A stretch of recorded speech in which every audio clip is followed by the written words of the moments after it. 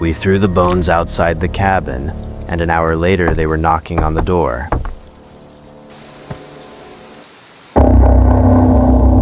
My name's Ethan. 3 years ago, my family rented a cabin deep in the mountains of North Carolina during a summer trip. There were 10 of us total: my parents, my uncle and aunt, and 5 cousins. The loudest one out of all of us was Mason.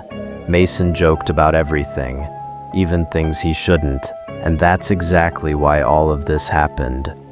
We originally planned to stay at a lodge near the highway, but every place was either fully booked or ridiculously expensive.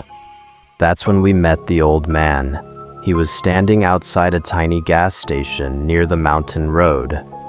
Gray beard, rain jacket, cigarette hanging from his mouth. My dad asked if there were any cabins nearby. The man stared at us for a few seconds before saying, "There's one down in the lower forest." Something about the way he said lower forest made my stomach tighten. Dad asked if there was a road. The old man shook his head. "You park up top and walk the rest." Mom immediately said no, but it was getting dark, rain was getting heavier, and none of us wanted to spend the night in our cars. So the old man took us to meet the cabin owner. The owner's name was Walter, tall, thin, quiet. He barely spoke to us. After taking the payment, he called over a caretaker named Henry and told him to guide us down the trail. The walk through the forest took almost 20 minutes. No lights, no people, no sound except rain dripping through the trees. The deeper we went, the quieter the woods became. No insects, no birds, nothing. Even Mason stopped talking after a while. Then we finally saw the cabin. It sat completely alone in the middle of the forest, surrounded by massive black trees.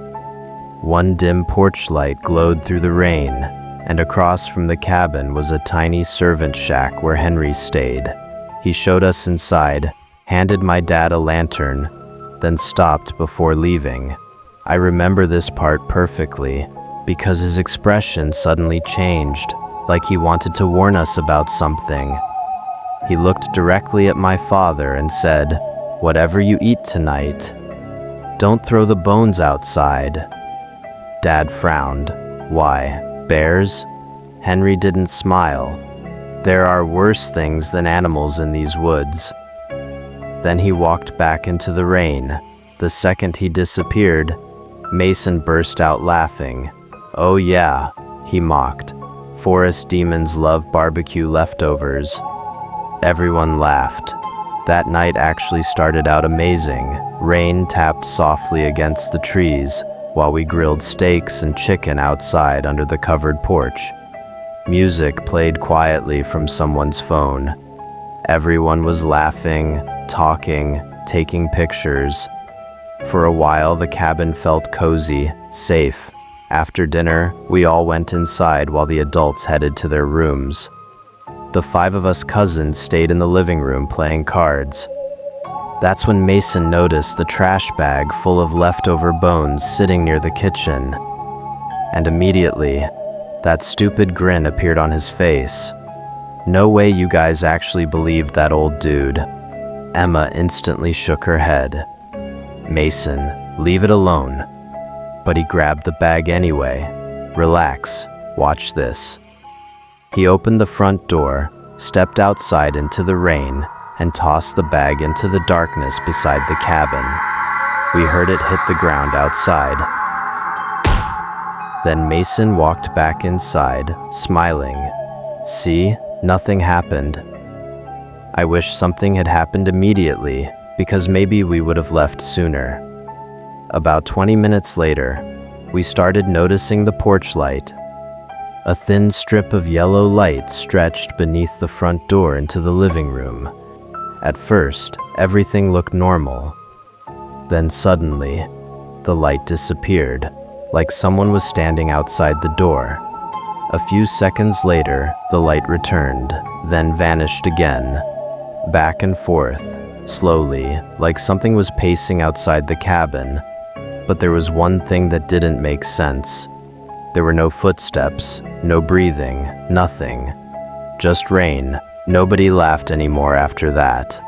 All 5 of us just sat there staring at the bottom of the door, watching the light disappear, return, disappear again, like something silently circling the cabin. Then came the knock. 3 slow knocks against the front door. Emma jumped. Rachel screamed. Then from down the hallway, my mom suddenly yelled, "Someone's tapping the bedroom window." Dad rushed toward the room while I followed him. My mother stood frozen beside the bed. Tap, tap, tap. Something was knocking against the glass from outside. Dad looked through the window. But there was nothing there, only darkness, complete darkness, like the forest itself was pressed against the glass. Then another knock hit the front door, louder this time. Dad gathered everyone into the living room and locked every door and window. "No one opens anything," he said. Rain hammered against the roof harder and harder. Then we heard the voice, a woman's voice, soft, cracked, almost whispering. "Mason." Mason, pick up the bones. Every hair on my body stood up. Mason's face instantly went pale. Nobody moved. Again, closer this time. Mason, pick up the bones. Dad whispered, "Do not answer it." Then something crashed inside the kitchen, loud. Everyone screamed. Dad slowly looked toward the kitchen doorway while I followed behind him.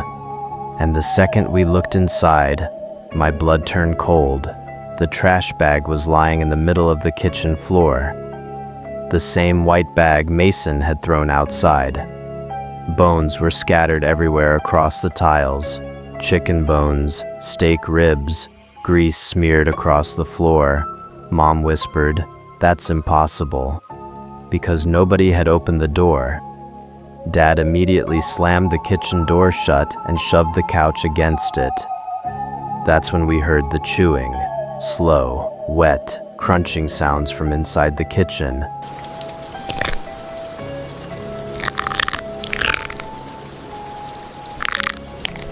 Emma started crying. Then suddenly, the lights went out. Everything became pitch black. The only sound left was rain and chewing. Nobody moved. Nobody even breathed. We all sat together in darkness, holding on to each other. Then slowly, a shadow passed beneath the front door. Tall, thin, moving silently back and forth, back and forth. Then, something slammed against the front door so hard the entire cabin shook. The girls screamed. My uncle grabbed the fireplace poker. Another slam hit the door. Then through the storm, we suddenly heard Henry yelling outside, "Don't open the door." Another bang hit the cabin, then complete silence. No laughter, no chewing, nothing. None of us slept that night. We stayed together in darkness until morning. When sunlight finally started creeping beneath the door, Dad slowly unlocked it. The trash bag was sitting directly outside on the porch, covered in mud, bones scattered around it, like someone had carefully placed them there. Dad immediately ran to check the kitchen. Nothing. The bag was gone. Every single bone had disappeared. We packed everything in less than 10 minutes. Nobody even changed clothes.